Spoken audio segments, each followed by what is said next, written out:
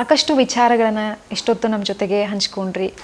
ಅದರ ಜೊತೆಗೆ ನಿಮಗೆ 96 ವಯಸ್ಸು ನಡೀತಾ ಇದೆ. ಸೊ ಈ ಸಂದರ್ಭದಲ್ಲೂ ಕೂಡ ನೀವು ಅಷ್ಟೇ ವಾಕ್ಚಾತುರ್ಯ ಆಗಿರ್ಬೋದು, ಉತ್ಸಾಹದಿಂದ ಮಾತಾಡ್ತಾ ಇದ್ದೀರಾ. ಸರ್, ಏನು ನಿಮ್ಮ ಆರೋಗ್ಯದ ಗುಟ್ಟಾಗಿರಬಹುದು, ಹೇಗೆ ನಿಮ್ಮ ದಿನಚರಿ ಇರುವಂಥದ್ದು? ಆರೋಗ್ಯದ ಗುಟ್ಟು ಸಾತ್ವಿಕ ಆಹಾರ ತಗೊಳ್ತೀನಿ, ಮಿತವಾದ ಆಹಾರ.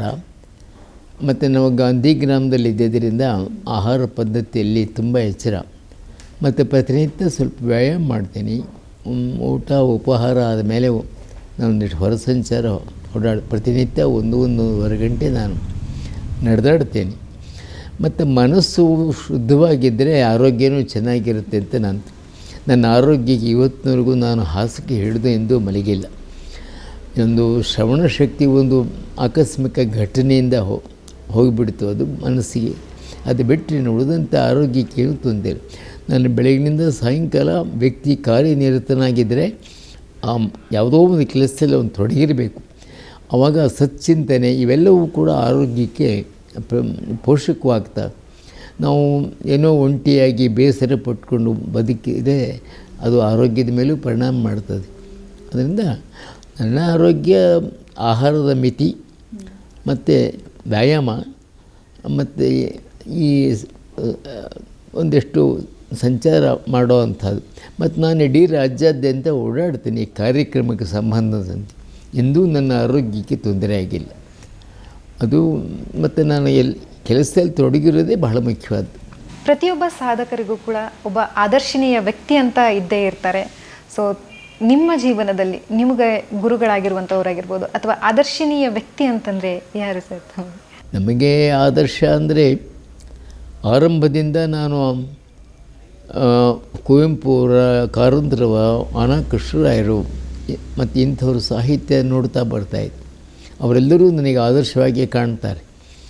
ಎಲ್ಲದಕ್ಕಿಂತ ಮತ್ತು ಇತ್ತೀಚೆಗೆ ನನಗೆ ತುಂಬ ಗೌರವ ಭಾವನೆ ಬೆಳೆದದ್ದಂದರೆ ಸಿದ್ದೇಶ್ವರ ಸ್ವಾಮಿ ಅವರು ಈಗ ಕಣ್ಣು ಮುಚ್ಚಿಬಿಟ್ಟಿದ್ದಾರೆ.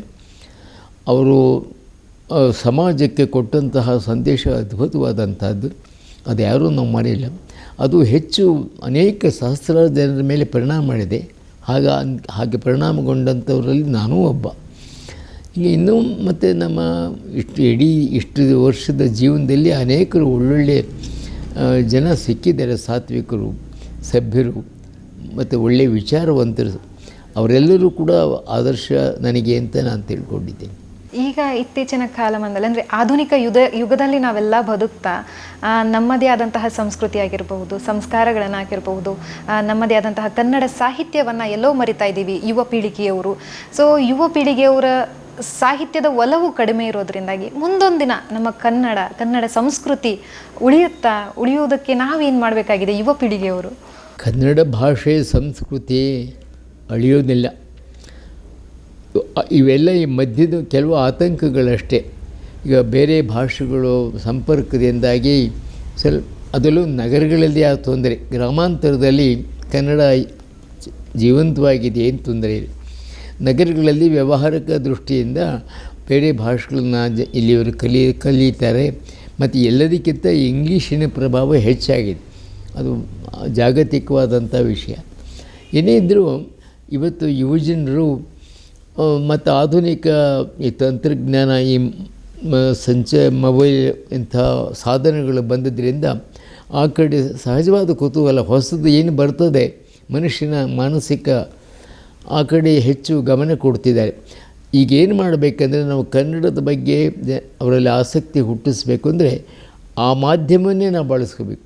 ಆ ತಂತ್ರಜ್ಞಾನ ಏನು ಬಂದಿದೆ ಆಧುನಿಕ, ಆ ತಂತ್ರಜ್ಞಾನವನ್ನು ಬಳಸ್ಕೊಂಡು ಅವರನ್ನು ಆ ಕಡೆ ಆಸಕ್ತಿ ಒಲವು ಮೂಡೋ ಹಾಗೆ ಮಾಡಬೇಕು.